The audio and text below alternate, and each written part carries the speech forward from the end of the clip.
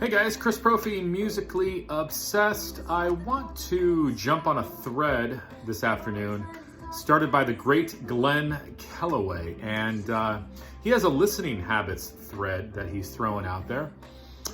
And you know what, I'm just going to jump in. I thought a little bit about this, but you know, a lot of these answers are going to be sort of off the cuff. But I want to let you know, in the background, you're going to be hearing Taylor Swift's Folklore. Yes, I like Taylor Swift, and this is a really good album. It's more mellow than some of her other stuff, but I'm digging it.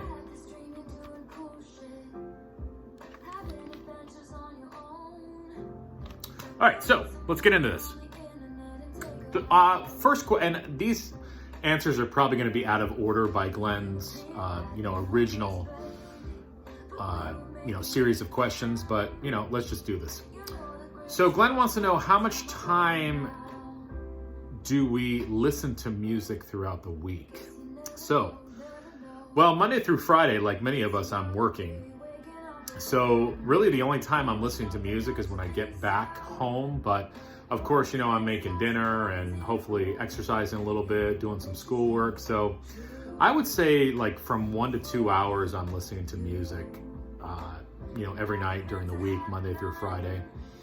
The weekends, like Friday night, Saturday, Sunday, it probably jumps up to like 3 to 4 hours, depending.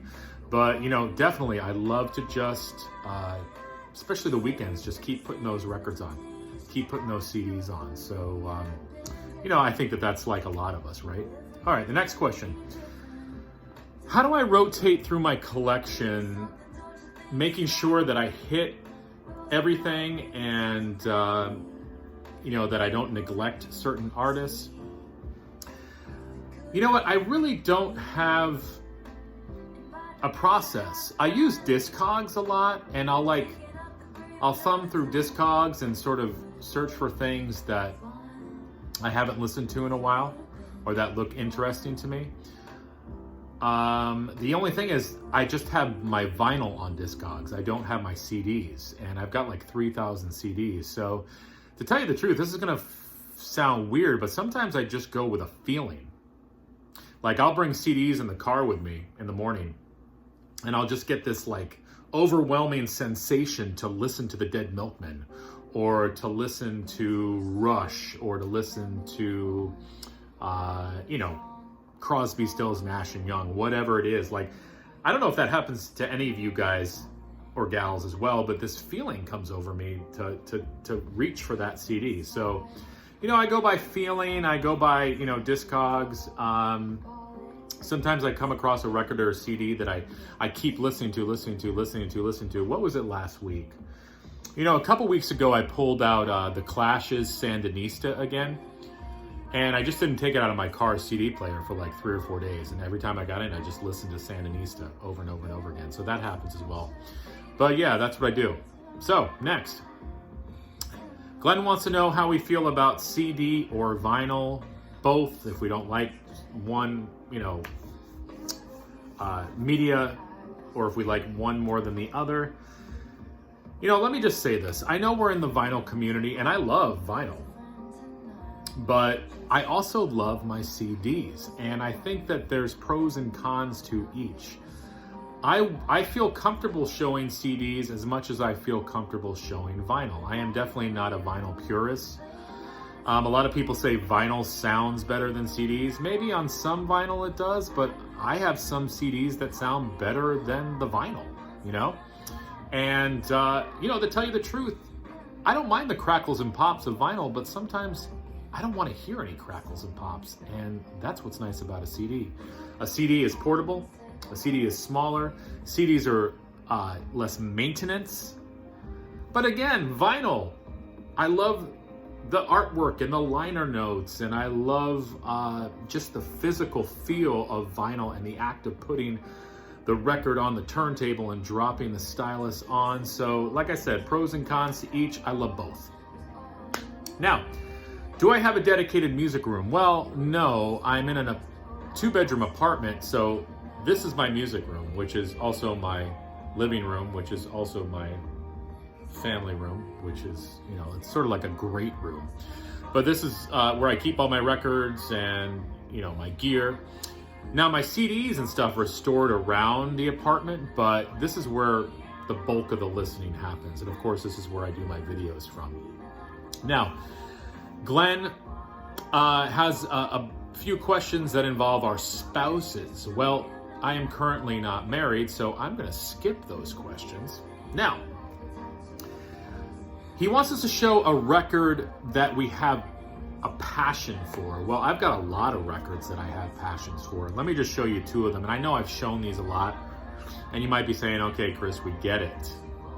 We get it, Chris. The Monkees Present. I love this album. This is an album from my childhood. I reach for this album a lot. It's my favorite Monkees album. I have that connection, that childhood connection to it. I love the songs on it. I love the diversity of it. I realize Peter Tork is not in this, but Listen to the Band is a phenomenal song. Everything on here is great. I love Nesmith's Good Clean Fun. I love the song Little Girl. I love Looking for the Good Times, Mommy and Daddy, Nesmith's Oklahoma Backroom Dancer, and Pillow Time. This happens to be, and again, I know I've showed this, this is the yellowish, orangey, goldy, whatever you want to call it, on Friday Music. Just a killer album. So this, passionate about this album. Passionate about the Monkees, also passionate about that album. And I know I've shown this a lot too. This is in my top 3 Pink Floyd albums. This again is an album from my childhood. This is one of the first albums I got into from Pink Floyd. I love this album. Atmospheric. I can put it on and just sort of disappear into the music. An amazing, amazing album. Again, I love the diversity of this. Pink Floyd gets heavy on this album with the Nile song. They're psychedelic on this album. They're folky. They're quirky. It's everything. Love it.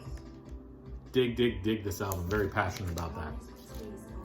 Now, Glenn wants to know if we are content with our system, our gear. And I am very content. You know, it's a simple setup, but, you know, I don't have a lot of space. Again, like I said, I'm in a 2-bedroom apartment. I have a music hall turntable. I love it. It is a beautiful turntable. I've shown it before. My speakers are Edifier desktop speakers. They're not very big, but they sound amazing. Technics CD player.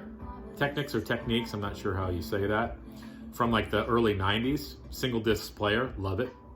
And a JVC single deck cassette player. Still works, still awesome, love it. So I can listen to cassettes, CDs, vinyl, whatever I want to listen to. It's all here.